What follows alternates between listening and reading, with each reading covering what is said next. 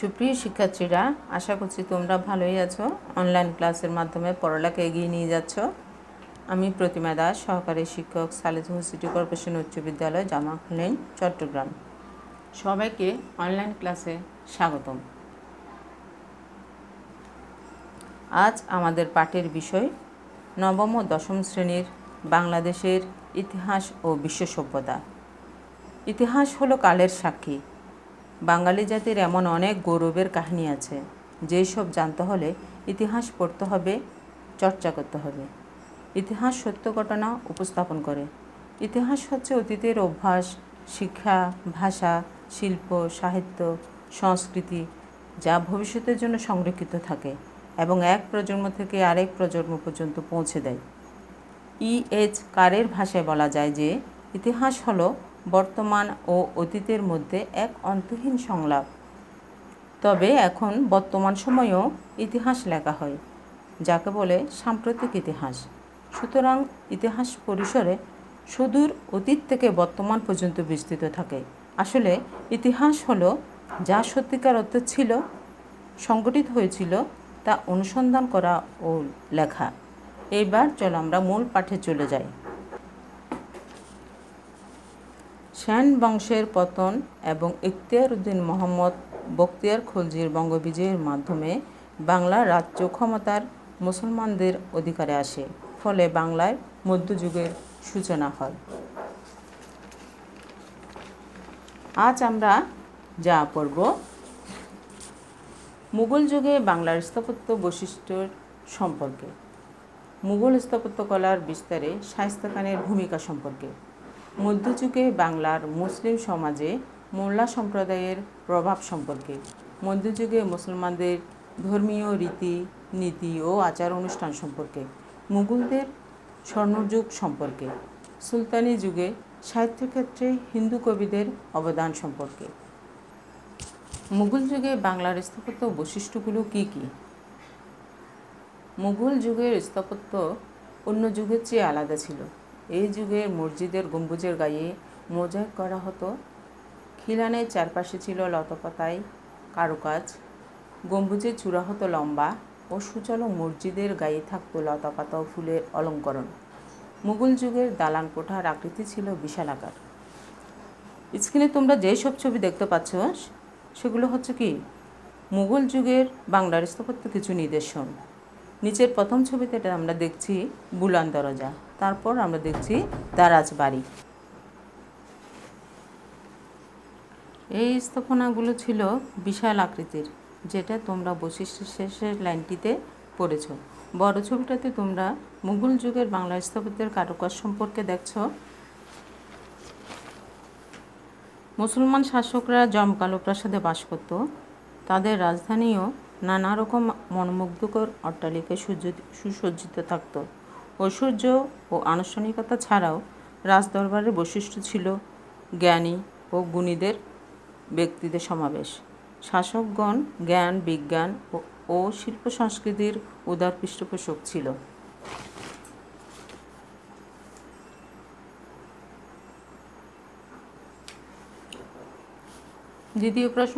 দ্বিতীয় প্রশ্নটাতে তোমরা দেখতে পাচ্ছ, বাংলার মুঘল স্থাপত্যকলার বিস্তারে শায়েস্তা খানের ভূমিকা কেমন ছিল?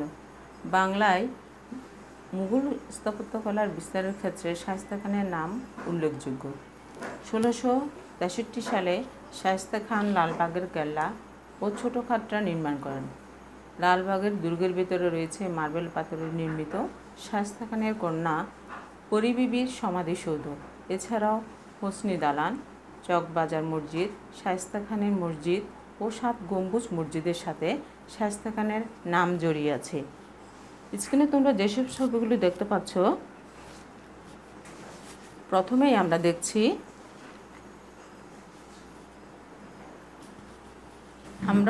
যে ছবিগুলো দেখতে পাচ্ছি, এর মধ্যে প্রথমে আমরা দেখতে পাচ্ছি ইনি হচ্ছেন শায়েস্তা খান। তার আমলের কিছু নিদর্শন হচ্ছে, প্রথমেই দেখো ছবিটি, এটি হচ্ছে ছোটো কাটরা। ছোটো কাটরা বড় কাটরা থেকে প্রায় 200 গজ দূরে অবস্থিত। এর অভ্যন্তরে একটি মসজিদ ও একটি গম্বুজ আছে। এটি ঢাকায় অবস্থিত। এগুলি ছিল অতিথিশালা। পাশে যে ছবিটা দেখছো এটা হচ্ছে লালবাগের কেল্লা। আজও শায়েস্তা খানের শাসনকালকে স্মরণ করিয়ে দেয়। তার শাসনকালের পূর্বেই এর নির্মাণ কাজ শুরু হয়। তিনি এটি শেষ করার পদক্ষেপ নেন 1690 খ্রিস্টাব্দে। ইব্রাহিম খানের শাসনকালে এর নির্মাণ কাজ শেষ হয়।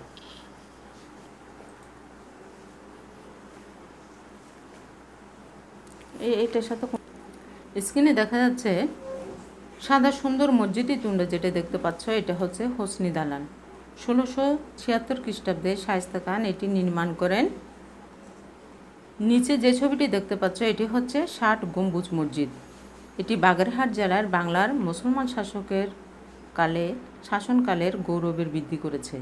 খান জাহান আলীর সমাধির 3 মাইল দক্ষিণ পশ্চিমে 60 গম্বুজ মসজিদ অবস্থিত। অবশ্য এর গম্বুজ 60টি নয়, 77টি। 15 শতকের মাঝামাঝি সময়ে এটি নির্মিত হয়েছিল। তুর্কি সেনাপতি ও ইসলামের একনিষ্ঠ সাধক উল্লেখ খান জাহান এই মসজিদ নির্মাণ করেন। এই স্থাপত্য কর্মটি জাতিসংঘের ইউনেস্কো কর্তৃক বিশ্ব সভ্যতার নিদর্শন হিসেবে স্বীকৃত হয়েছে।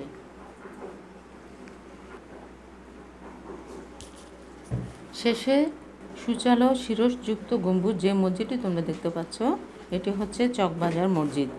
এটি বুড়িগঙ্গার তীরে অবস্থিত। শায়েস্তা খানের মসজিদ ও 7 গম্বুজ মসজিদের সাথে শায়েস্তা খানের নাম জড়িয়ে আছে। বহুকাল আগে মুঘল যুগের পতন ঘটল, তাদের স্থাপনাসমূহ এখনও তাদের স্থাপত্যশৈলের দক্ষতা বহন করে। গণ ইসলামের গৌরবকে সুপ্রতিষ্ঠিত করতে এবং নিজেদের শাসনকালকে স্মরণীয় করে রাখতে বাংলার বিভিন্ন স্থানে বিভিন্ন সময়ে অনেক প্রাসাদ, মসজিদ, কবর, দরগাহ ইত্যাদি নির্মাণ করেছিলেন। মধ্যযুগের বাংলার মুসলমানদের সমাজে মোল্লা সম্প্রদায়ের প্রভাব কেমন ছিল? মধ্যযুগের বাংলার মুসলমানদের সমাজে মোল্লা সম্প্রদায়ের প্রভাব ছিল উল্লেখ করার মতো।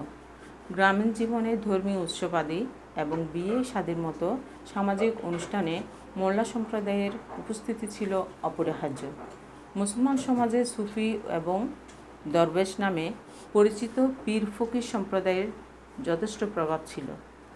বিভিন্ন সমস্যা হতে মুক্তি লাভের জন্য সাধারণ মানুষ তাদের দোয়া, তাবিজ, কবচ ইত্যাদি ব্যবহার করত।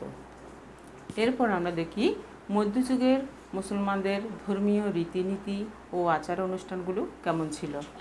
ঈদুল ফিতর ও ঈদুল আজহা ছিল মধ্যযুগের মুসলমানদের প্রধান উৎসব। সবাই রোজা রাখত এবং শবে বরাতের রাতে ইবাদত বন্দিগিতে রাত্রি যাপন করত। তারা উৎসব অনুষ্ঠানে সাধ্যমতো নতুন ও পরিচ্ছন্ন পোশাকে সজ্জিত হতো। বিশেষ আড়ম্বরের সাথে মুসলমানগণ নবী সাল্লাল্লাহু আলাইহি ওয়াসাল্লামের জন্মদিন পালন করতেন। শিয়া সম্প্রদায়ের মধ্যে মরহুম উৎসব পালিত হতো। এরপর আমরা জানব মধ্যযুগকে মুঘলদের স্বর্ণযুগ বলা হতো কেন। বাংলার বহু স্থানে আজও মুঘল শাসকদের শিল্পপ্রীতির নিদর্শন রয়েছে। তাদের পৃষ্ঠপোষকতায় বহু সংখ্যক মসজিদ, সমাধি ভবন, স্মৃতিসৌধ, মাজার, দুর্গ, স্তম্ভ ও তোরণ নির্মিত হয়েছিল। ফলে স্থাপত্য শিল্পের বিকাশের জন্য এই যুগকে বাংলার মুঘলদের স্বর্ণযুগ হিসেবে অভিহিত করা হয়। এরপর দেখো সুলতানি যুগের সাহিত্য ক্ষেত্রে হিন্দু কবিদের অবদান কেমন ছিল। সুলতানি যুগে বাংলা সাহিত্যের হিন্দু কবিরাই যথেষ্ট অবদান রেখে গেছেন। এক্ষেত্রে মুসলমান শাসনবর্গের উৎসাহ ও পৃষ্ঠপোষকতা তাদের অনুপ্রাণিত করেছে।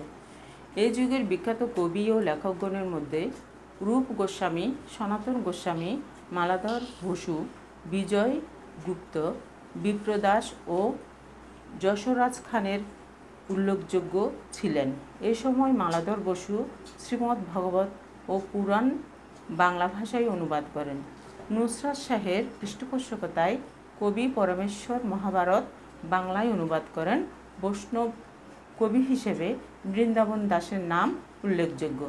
এই যে আমরা এখানে পড়লাম রূপ গোস্বামী, পাশে উপরের ছবিটাতে তোমরা দেখতে পাচ্ছ ইনি হচ্ছেন রূপ গোস্বামী। নিচে যে বৈষ্ণব হিন্দু কবি দেখতে পাচ্ছ উনি হচ্ছেন সনাতন গোস্বামী, যেটি সুলতানি যুগে হিন্দু কবিদের মধ্যে ছিল অন্যতম। দেখো, এতক্ষণ আমরা স্বর্ণযুগ সম্পর্কে জানলাম।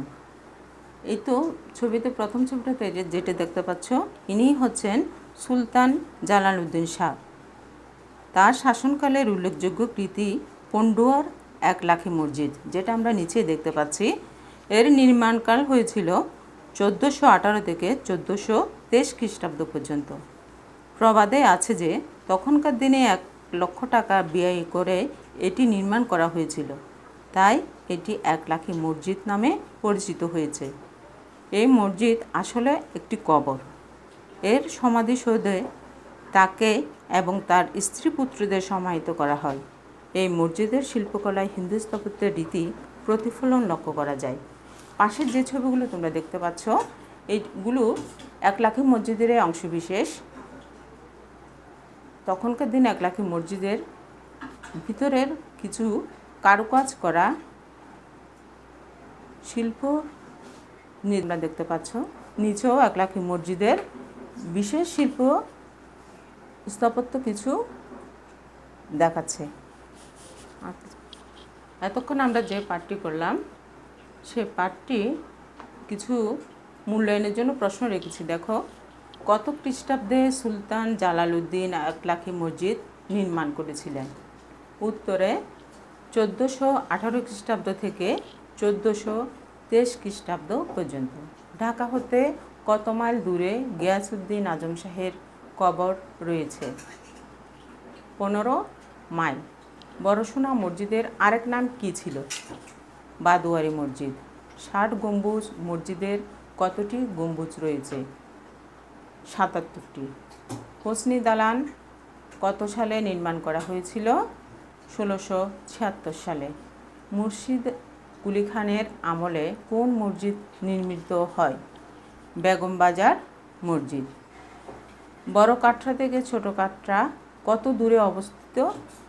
200 গজ। বিবি পরীর সমাধিসৌধ কোন দুর্গে অবস্থিত? লালবাগ দুর্গের ভিতর।